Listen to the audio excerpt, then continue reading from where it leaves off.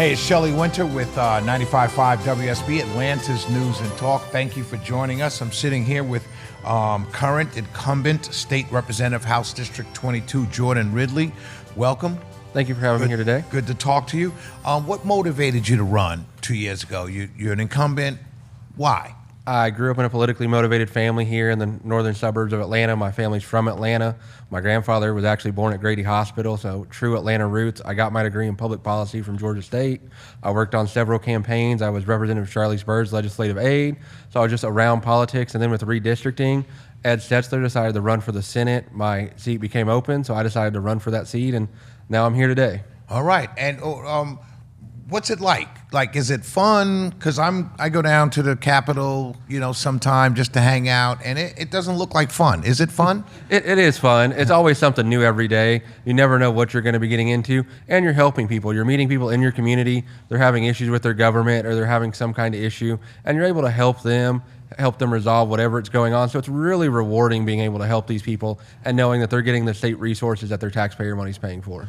Let me ask you, what committees are you on? So currently I serve on the House Energy, Utilities, and Telecommunications Committee, the House Code Revision Committee, the House Public Safety and Homeland Security, and then the Joint House and Senate Recreational Authorities Oversight Committee. Which one of those is like one? You don't have to explain all because I don't want to take up too much time, but which one is most impactful to the common average voter? I know they all are, but which one is really?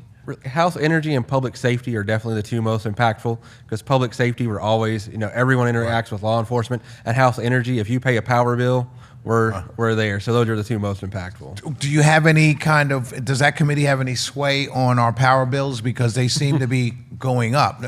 We don't. That's all the Public Service Commission. Right. But last session, we worked on a bill. Don Parsons out of Cobb County here, he had a bill on transparency on where your energy's coming from. We weren't able to get it through this year, but we're working on that. We're working on some community solar things this summer on a study committee. So we're looking forward to working on those kind of things to help try to lower the power bill. Absolutely. It's just, I don't know. We won't get into that, but it seems to be very high and getting higher. Last session, which legislation were you most proud to work on? And then the second part of that question is, which legislation would you like to see get passed in this next session? So this session, I think the bill I was most proud of was House Bill 1018. It was a bill from the NRA on banks. Currently, we're trying to change transaction codes to create backdoor registries to track firearm sales. So, multiple Republican states have outlawed gun registries. Well, a bank in Switzerland worked with California and New York to create merchant codes to create backdoor registries. And this year in Georgia, we outlawed those merchant codes. So you're not going to have backdoor registries here in Georgia. And several other Republican states, and the NRA is pushing this nationwide to make sure we don't have backdoor gun registries. Coming up next session, what would you like to see passed? Whether it's yours or not, just something that didn't make it last session that you say to your constituents, it has to get done. We worked on certificate of need repeal this year. We did some of it. Next session, we're going to still be focusing on healthcare, things we can make healthcare more transparent and lower the cost of healthcare. Those are things we need to be doing next session, and I think we're going to be going that route. Explain to the voters that are watching this what certificate of need is, because I'm not sure a lot of them know what that is. So in Georgia and several other states, we have what's called certificate of need. Anytime you build a new hospital or large medical facility, they have to go to the state and get a certificate of need saying that community needs that service. And there's been some issues with how we do it in Georgia, where we have rural hospitals closing and new hospitals couldn't go in because they couldn't get that certificate of need because that closed hospital wouldn't give it up, or other various factors going on, making it hard to serve somewhere more rural communities outside the metro areas. And I remember speaking to several elected officials about this.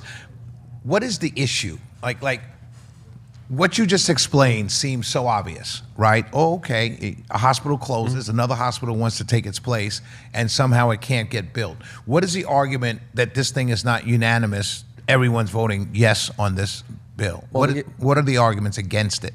Absolutely. The arguments against it are the current hospitals. They need so many patients to be able to be effective and keep their costs down and stay in business themselves. And their answer is, if you build new cutting-edge facilities in some of these areas, the current hospitals, they'll lose their patients, they'll go to the new hospital, and that hospital will close. So the current hospitals are afraid the new hospitals will take away from them, and then so you're just replacing one hospital instead of adding a new one. Gotcha. Understood. Tell me about the bill to increase pay for outside lawyers hired by county DAs and why it stalled in committee. So yes, this year I had a bill. I worked with the Prosecuting Attorneys Council on increasing the pay for outside attorneys when the DAs need to recuse themselves. There was a case here in a metro county where they charged several gang members with RICO.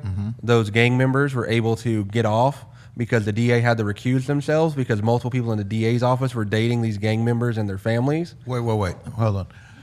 This really happened? Yeah, in the metro area, a gang infiltrated the DA's office. The DA had to recuse themselves. The Prosecuting Attorneys Council could not find anybody to represent the state to prosecute these criminals. They tried to go to outside attorneys. The state was only paying about $70 an hour. No outside attorney would take this on. Right. As you know, with the Fannie Willis, she was paying $250 an hour or more for outside attorneys, and that's standard across the state. That's the standard hourly rate. Right. The bill would have brought it to that, so we could make sure these criminals don't get to walk away, especially on RICO charges here in Metro Atlanta with all the organized crime going on. So why was it stalled in committee? How was it stalled in committee? That seems, see, again, when people like me who kind of just sit back and watch and observe, like the average voter, when we hear these things, it seems to us like, okay, that seems like an obvious fix. Like, why can't it get fixed? What was the challenge against? Why would it stall in committee? Well, being a newer representative, people see our issues and they're like, oh, you're new, you still need to learn the process. So there was little that I'm new, they're wanting to make sure I fully knew it. And it was just our time crunch when people started realizing what it was. The Prosecuting Attorneys Council was going around saying this really is an issue because people didn't believe it was an issue. They just thought we were trying to give attorneys pay raises. And everyone thinks attorneys make enough money. So once people started seeing the issue, it was just we got too close to crossover day and we couldn't get it done. But that's going to be my big push next year is to bring that bill back. Understood. You just answered the next question. What do you hope to accomplish in the next term? That would be it. That is certificate of need. Right? Yes, sir. How can citizens support your campaign? How do they reach you? What can they do? So you can go to my website, ridleyforhouse.com, RIDLEYFORHOUSE.com. I'm on all the different social medias, Facebook, Twitter, Truth Social, YouTube. You can find me there. I give out business cards. I have events in the community. You can go to my website. We have multiple events coming up that are posted on there where you can come meet me in person. We have a big event going on in Cherokee County on September 23rd. So you come out, come support us, go to my website, follow us on social media. Anything we can do to be in the community, we're out there. So that's how. Say the website one more time. RidleyForHouse.com. Now, I've got to ask this question. You look like a very young guy, right? Yes. How old are you? I'm 32.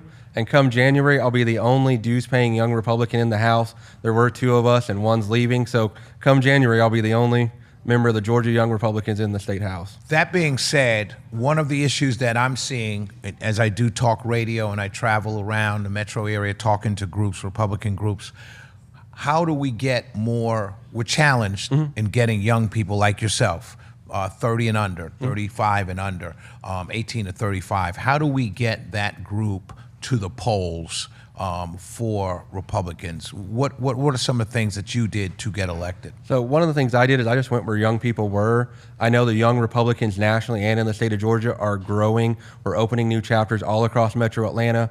And when you look at Metro Atlanta and the state of Georgia, you don't think Atlanta as like this huge conservative area, but the largest young Republican chapter in the state is the Atlanta Young Republicans with over 600 members.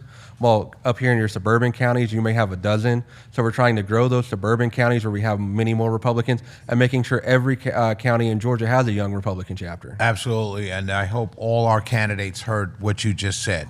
You have to go to where they are. We can't be afraid at 55 to go to a bar with 18-year-olds. Yes. We can't. We can't. We can't. And we don't look funny doing it when we're running for office. Thank you, Jordan. Give that website out one more time. RidleyForHouse.com. It's FORHOUSE.com. All right. Thank you. Thank you.